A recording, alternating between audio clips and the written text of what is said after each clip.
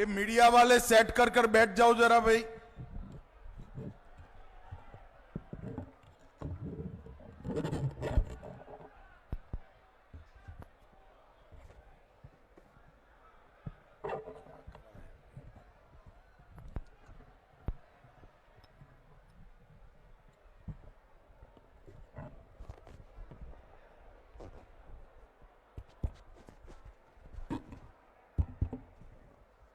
मेरे साथ भाई बैठ जाओ, तीनों लोग बैठ जाइए।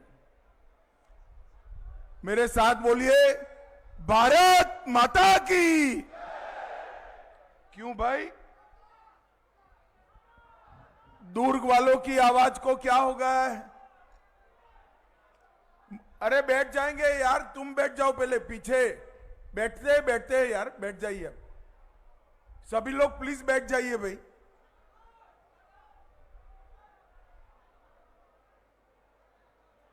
अरे बैठ जाओ भाई, वो दाढ़ी वाले भाई बैठ जाओ। कोई आ गया फोटो, कितने फोटो लोगे? बैठ जाओ।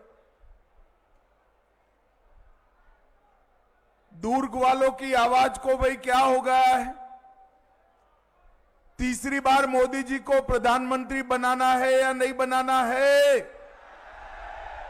11 की 11 सीटें मोदी जी की झोली में डालनी है या नहीं डालनी है? विजय बघेल को फिर से सांसद बनाना है या नहीं बनाना है? तो ऐसी आवाज नहीं चलेगी। दोनों हाथ उठाइए, उठाइए दोनों हाथ, विजय के संकल्प की मुट्ठी बींचे और प्रचंड आवाज से बोलिए, भारत माता की जय श्री राम, जय जय श्री राम। मंच पर उपस्थित मेरे मित्र और हमारे उप मुख्यमंत्री श्रीमान साहू जी, श्री दयालदास बघेल जी, राजेश मुणत जी, चंदूलाल साहू जी, राजीव अग्रवाल जी, अवधेश चंदेल जी, दीपेश साहू जी, श्री ईश्वर साहू जी, श्री गजेंद्र यादव जी, श्री ललित चंद्राकर जी, श्री रिकेश जैन जी, डोमनलाल कोसवाड़ा जी, प्रेम प्रकाश पांडे जी, श्रीमती रामशिला साहू जी, और आज इस कार्यक्रम में आए हुए प्यारे भाइयों बहनों माताओं और मेरे जिगर के टुकड़े जैसे युवा मित्रों, आप सभी को मेरा नमस्कार। भाइयों और बहनों, सबसे पहले मां भद्रकाली, शनि गणेश मंदिर और महामाया मंदिर को प्रणाम कर कर मेरी बात की शुरुआत करता हूं। शहीद वीर नारायण सिंह, पूजनीय गुरु घासीदास जी और स्वर्गीय पंडित ठाकुर प्यारेलाल जी को भी प्रणाम कर कर मेरी बात की शुरुआत। भाइयों और बहनों, मैं यहां आया हूं तब हमारे ही एक युवा भुवनेश्वर साहू, कांग्रेस की वोट बैंक की राजनीति ने जिसकी जान ली थी, वो भुवनेश्वर साहू को भी श्रद्धांजलि देकर मेरी बात की शुरुआत। भाइयों बहनों, छत्तीसगढ़ की जनता ने न केवल दुर्ग में, पूरे छत्तीसगढ़ में भुवनेश्वर की हत्या, इसको बड़ी गंभीरता से लिया। हमने श्री ईश्वर साहू को प्रत्याशी बनाया। कोई नहीं मानता था कि रविंद्र चौबे जैसे कद्दावर नेता को वो हरा देंगे, उनका सुपड़ा साफ। और छत्तीसगढ़ की जनता ने अपना मैंडेट दिया अपना मैंडेट दिया कि तुष्टीकरण की राजनीति छत्तीसगढ़ में नहीं चलेगी। भाई और बहनों, ये छत्तीसगढ़ को बनाने का विरोध एक कांग्रेस पार्टी करती थी। भाजपा के नेता और हमारे पूर्व प्रधानमंत्री भारत रत्न अटल बिहारी वाजपेयी ने छत्तीसगढ़ को बनाने का काम किया और 20 साल तक छत्तीसगढ़ में भाजपा सरकार चली और ये 20 साल के अंदर बीमारू छत्तीसगढ़ को विकसित छत्तीसगढ़ बनाने का काम भारतीय जनता पार्टी की सरकार ने की। गरीबों को पीडीएस के चावल नहीं मिलते थे, हमने पहुंचाया।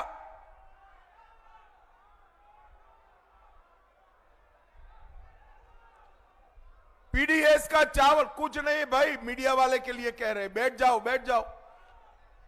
पीडीएस का चावल पहुंचाया, धान का सही मूल्य निर्धारण का काम भारतीय जनता पार्टी की सरकार ने किया और सबसे बड़ी उपलब्धि आने वाले 2 साल में छत्तीसगढ़ में से नक्सलवाद को हम समाप्त कर देंगे। भाई और बहनों, एक कांग्रेस पार्टी ने अपने राजनीतिक स्वार्थ के कारण नक्सलवाद का पालन पोषण करने का काम किया। मोदी जी जब प्रधानमंत्री बने 10 साल के अंदर समग्र देश से नक्सलवाद समाप्त हुआ, मगर छत्तीसगढ़ में बच गया क्योंकि यहां भूपेश कक्का की पंजाचाप सरकार थी, इसलिए बच गया।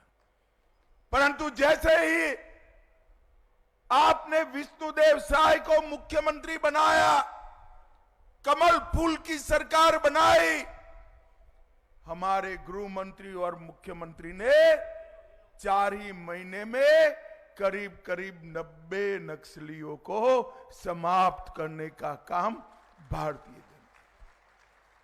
123 लोग अरेस्ट किए गए और 250 लोग हथियार छोड़कर शरण में आए। मैं आपको विश्वास दिलाना चाहता हूं, 2 साल दीजिए, मोदी जी को तीसरी बार प्रधानमंत्री बना दीजिए, छत्तीसगढ़ की भूमि से हम नक्सलवाद को समाप्त कर देंगे, समाप्त कर देंगे।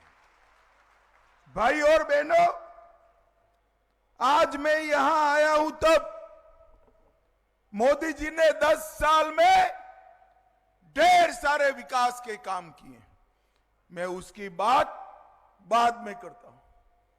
परंतु मोदी जी ने कई काम तो ऐसे किए जो 1-1 हजार साल तक कोई कर ना पाएगा। मुझे बताओ भाई, ये छत्तीसगढ़ राम का नैनिहाल है, अयोध्या में राम मंदिर बनना चाहिए था या नहीं बनना चाहिए था? जोर से बोलो, बनना चाहिए था या नहीं बनना चाहिए था? एक कांग्रेस सरकार 70 साल से राम जन्मभूमि के प्रश्न को अटका कर रखती थी, लटका कर रखती थी, भटका कर रखती थी। आपने मोदी जी को दूसरी बार प्रधानमंत्री बनाया, 5 ही साल में केस भी जीता, भूमि पूजन भी किया और 22 जनवरी को प्राण प्रतिष्ठा कर कर जय श्री राम।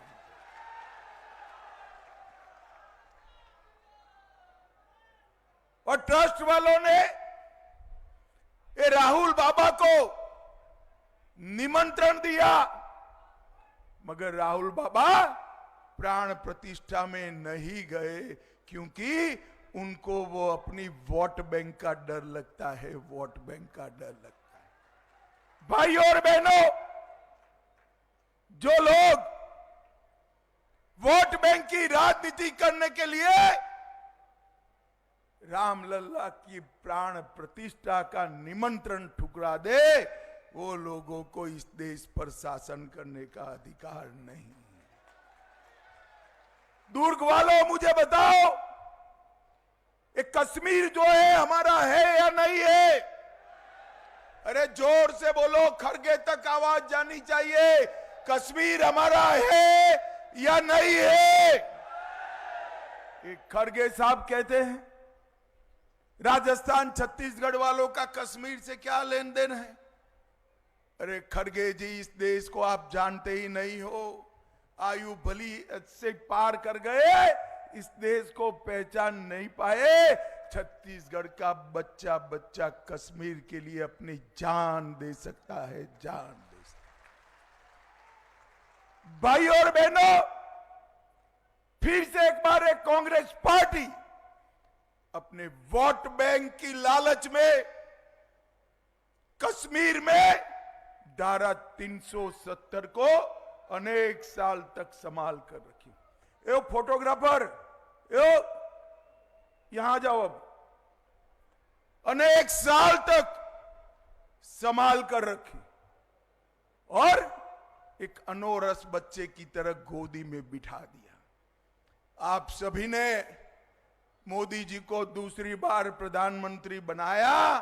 मोदी जी ने 5 अगस्त 2019 को धारा 370 को समाप्त कर दिया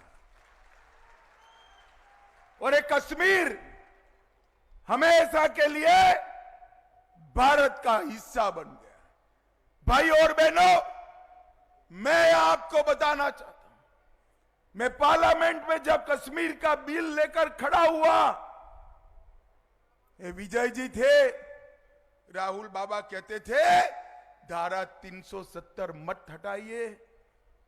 मैंने पूछा क्यों ना हटाए, तो उन्होंने कहा खून की नदियां बह जाएगी। अरे राहुल बाबा, 5 साल हो गए, खून की नदियां छोड़ो, किसी की कंकर चलाने की हिम्मत नहीं है। कंकर चलाने, ये नरेंद्र मोदी सरकार है। नरेंद्र मोदी सरकार ने इस देश से आतंकवाद को समाप्त कर दिया। भाई और बहनों, यूपीए की सरकार थी, सोनिया मनमोहन की सरकार थी। आए दिन पाकिस्तान से आलिया मालिया जमालिया घुस जाते थे, बम धमाके करते थे, कोई कुछ नहीं करता था। आपने मोदी जी को 14 में प्रधानमंत्री बनाया, फिर से पाकिस्तान को आदत जो लगी थी, उरी और पुलवामा में हमला किया। मगर इस बार मनमोहन सिंह प्रधानमंत्री नहीं थे, नरेंद्र मोदी प्रधानमंत्री। नरेंद्र मोदी सरकार ने 10 ही दिन में सर्जिकल स्ट्राइक और एयर स्ट्राइक कर पाकिस्तान के घर में घुसकर आतंकवादियों का सफाया करने का काम नरेंद्र मोदी जी ने इस देश को सुरक्षित करने का काम। मोदी जी ने 25 करोड़ गरीबों को गरीबी रेखा के बाहर निकालने का काम। 80 करोड़ गरीबों को प्रति माह 5 किलो चावल प्रति व्यक्ति प्रति माह मिलता है। और मोदी जी को तीसरी बार प्रधानमंत्री बना दो, 29 तक मिलता रहेगा, कोई नहीं रोक पाएगा। 12 करोड़ शौचालय बनाकर गरीब माता बहनों को सुरक्षा और सम्मान देने का काम नरेंद्र मोदी जी ने किया। 4 करोड़ गरीबों के घर बनाए। और मैं कहता हूं, तीसरी बार प्रधानमंत्री बना दो और 3 करोड़ घर बनाकर घर बगर का पूरे देश में कोई नहीं रहेगा। 10 करोड़ लोगों को उज्ज्वला का कनेक्शन दिया, गैस का सिलेंडर दिया। ये माताएं बहनें बैठी हैं, सिलेंडर फिल करना पड़ता है ना, करना पड़ता है या नहीं भाई बताइए, करना पड़ता है ना। मोदी जी को तीसरी बार प्रधानमंत्री बनाओ, पाइप से घर में पहुंच जाएगी, सिलेंडर बिलिंडर की झंझट ही नहीं रहेगी। भाइयों बहनों, 14 करोड़ लोगों को घर में नल से जल देने का काम प्रधानमंत्री जी ने किया। और मित्रों, एक गजब प्रकार का चुनाव, एक और 23 साल तक मुख्यमंत्री प्रधानमंत्री रहा हुआ एक व्यक्ति जिसका नाम नरेंद्र मोदी है, 23 साल में उस पर 25 पैसे का आरोप नहीं लगा है, 25 पैसे। और दूसरी ओर 12 लाख करोड़ के घपले घोटाले करने वाले एक कांग्रेसी नेता, यूपीए के नेता इकट्ठा हुए। किसको चुनना है? भूपेश बघेल एंड कंपनी, जिन्हें महादेव के नाम से घोटाला किया, कोयला घोटाला किया, शराब घोटाला किया, एससी एसटी युवाओं को नियुक्ति का घोटाला किया, अनाज का घोटाला किया, सीमेंट घोटाला, रेत घोटाला, पीएससी घोटाला, डीएमएफ घोटाला, गोठान घोटाला। अरे शर्म करो भूपेश, देश भर के 75 साल के इतिहास में कई घोटाले हुए, गाय के गोबर को तुम अकेले खा गए। ये 12 लाख करोड़ के घपले घोटाले करने वाली कांग्रेस पार्टी आई है, फिर से नया कपड़े पहनकर घमंडिया गठ रामलीला मैदान में इकट्ठा होते और कहते हैं हमें चुनो, मोदी जी देश को बर्बाद कर देंगे। अरे मोदी जी ने देश को 11वें नंबर से 5वें नंबर का अर्थतंत्र बनाने का काम मोदी जी ने किया। भाई और बहनों, मैं आज यहां पर आया हूं तब हमारे मुख्यमंत्री विष्णुदेव साय और अरुण साव और विजय को भी बहुत बहुत बधाई देना चाहता हूं। भारतीय जनता पार्टी ने वादा किया था माताओं को मातारी वंदन योजना तहत चेक भेजने का काम करेंगे। मुझे तो लगा भाई 5 साल का वादा है, 2-3 साल लग जाएंगे।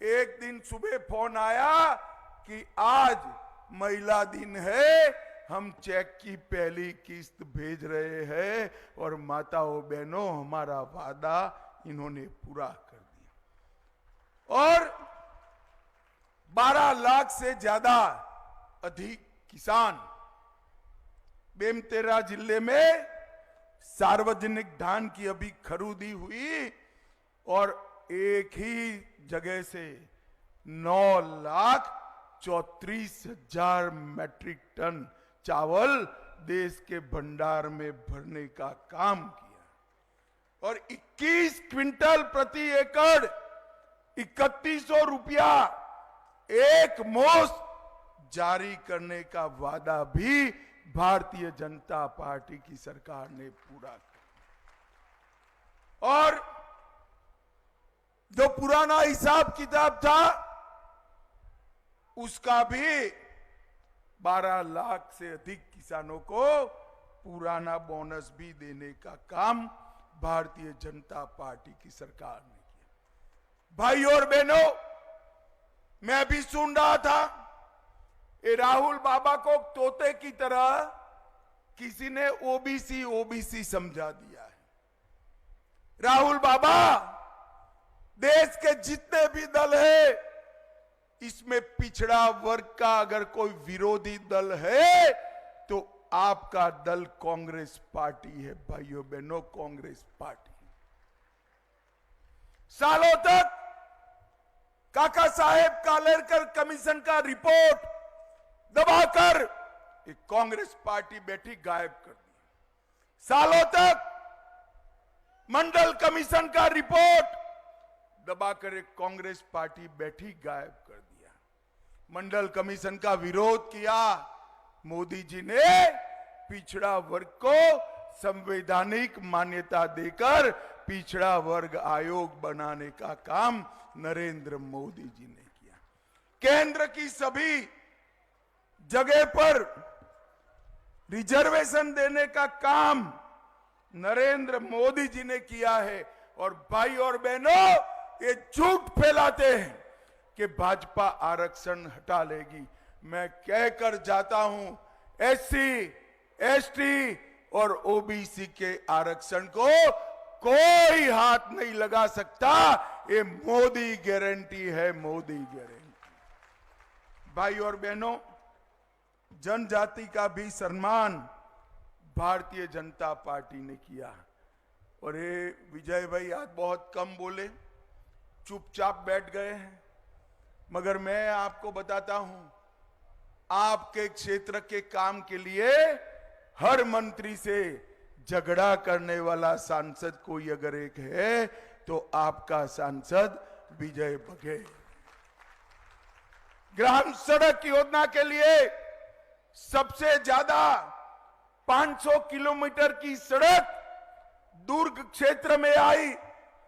दुर्ग दिल्ली राजहरा के बीच सीमित ऊंचाई वाले रोड का ओवरब्रिज का निर्माण इन्होंने कराया।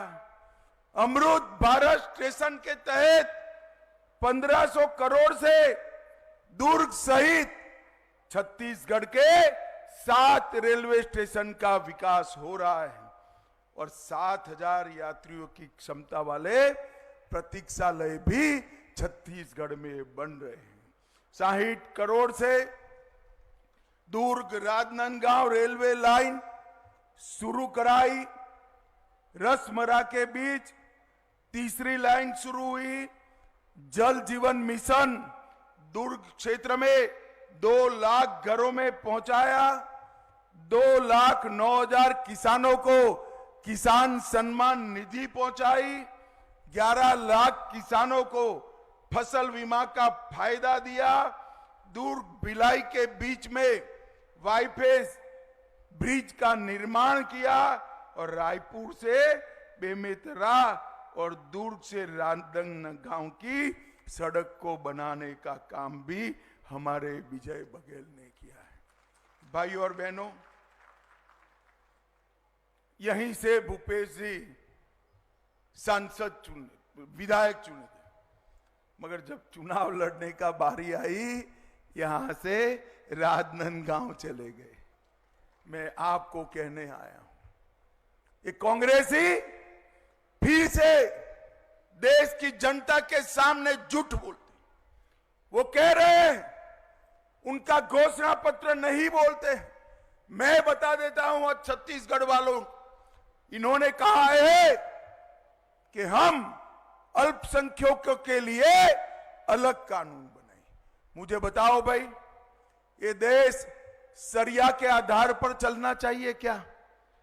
जरा जोर से बोलो, चलना चाहिए? ट्रिपल तलाक वापिस आना चाहिए? एक कांग्रेस पार्टी मुस्लिम लीग का एजेंडा लेकर आगे बढ़ी है, मगर राहुल बाबा ना आपको चुनने वाले हैं, ना ट्रिपल तलाक वापिस आने वाला है, ना 370 वापिस आने वाले। भाई और बहनों, मैं आज कहकर जाता हूं, सीए, ट्रिपल तलाक और 370 का निकंदन, इसको हम किसी को हाथ नहीं लगाने देंगे, हाथ नहीं लगाने। दुर्ग वालों, अंत में मैं इतना ही कहना चाहता हूं, अटल जी ने बनाया था, मोदी जी संवार रहे हैं, अपने छत्तीसगढ़ को विकसित छत्तीसगढ़ बनाने का काम नरेंद्र मोदी जी कर रहे हैं। मोदी जी ने विकसित भारत का अभियान हाथ में लिया है। मैं आपको बताकर जाता हूं, विकसित भारत अभियान में सबसे पहली प्रायोरिटी मेरे छत्तीसगढ़ की है, ये समझकर आप लोग सुनिए। भाई और बहनों, गत बार एक सीट छूट गया था, एक सीट। कई राज्यों ने मोदी जी को सभी की सभी सीटें दी थी। राजस्थान ने 25 में से 25 दी, कांग्रेस ने और गुजरात ने 26 में से 26 दी। 13 यूनिट ऐसे थे जिसने सभी सीटें मोदी जी की झोली में डाली। अब आप लोग 1-2 के लिए कंजूसी करते हो, करना चाहिए क्या? अरे बोलो तो, करना चाहिए। मैं छत्तीसगढ़ की महतारी को, मेरी बहनों को प्रणाम कर कर विनंती करना चाहता हूं, देना है तो 11 से 11 का आशीर्वाद दे दीजिए। मुझे बताओ दुर्ग वालों, 11 की 11 सीटें नरेंद्र मोदी जी की झोली में डालोगे क्या? जरा जोर से बोलो, डालोगे? विजय बघेल को जिताओगे? मोदी जी को तीसरी बार प्रधानमंत्री बनाओगे? विकसित भारत बनाओगे? 400 पार कराओगे? तो मेरे साथ दोनों हाथ उठाइए, उठाइए दोनों हाथ, विजय के संकल्प की मुट्ठी बींचे और प्रचंड आवाज से बोलिए, भारत माता की, भारत माता की, वंदे वंदे, जय श्री राम, जय जय श्री राम।